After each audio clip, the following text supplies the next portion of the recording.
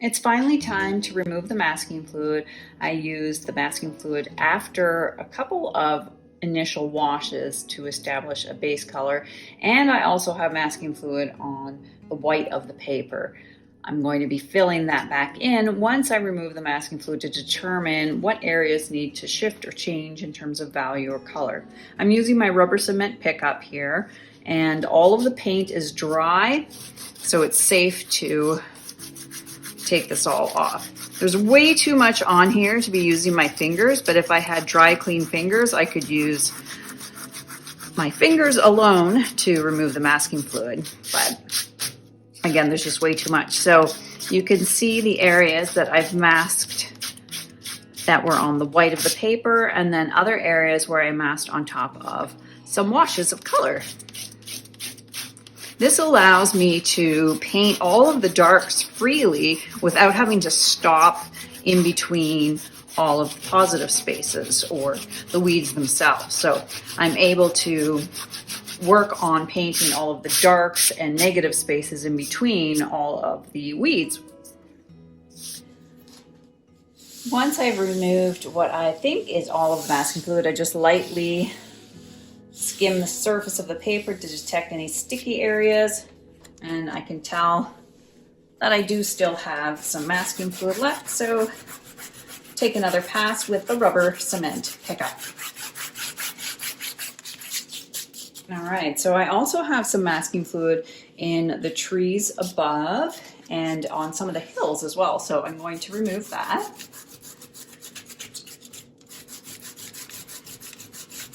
All right, so there we are.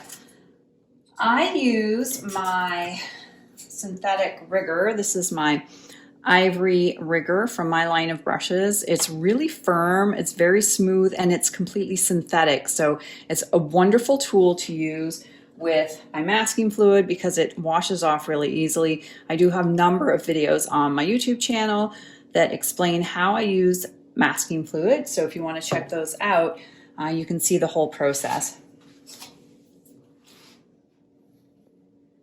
So you can see that I use a variety of thick and thin strokes, and this helps to achieve lots of textural variations.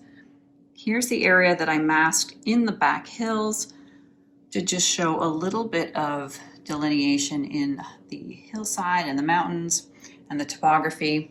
This is not finished. I'll be going back in and glazing to help eliminate any pure whites, or to soften any edges. I'll be using my ivory flat. It's kind of like a cool eraser, and when I use it in a damp method, it will lift and soften some of these areas. And now I'm going to glaze and just shift some of the values and the colors I've used elsewhere in the painting to tone down some of the whites. So I'm using a blend of my gamboge yellow and a little bit of my burnt sienna. And together they kind of create the equivalent of an aqua gold. So that's going to give a really nice yellowy glow. And I'm just working here on dry. I'm going to switch to my fan brush and just bring in a little bit more burnt sienna.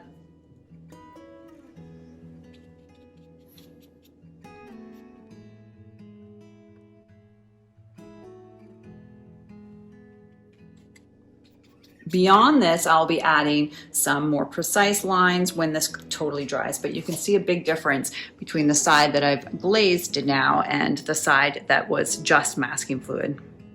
Here's a quick look at the progression of images from start to finish and the final painting where I added a few geese in the sky. Write your comments or questions below and I'll be happy to answer.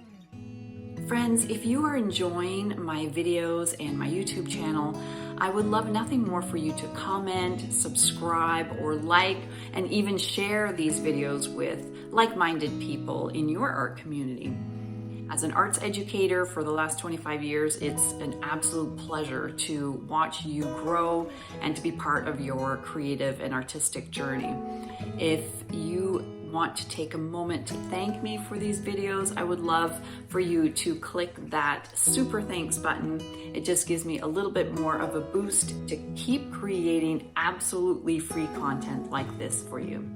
Thank you so much for being here and for allowing me to be part of your journey. Bye for now.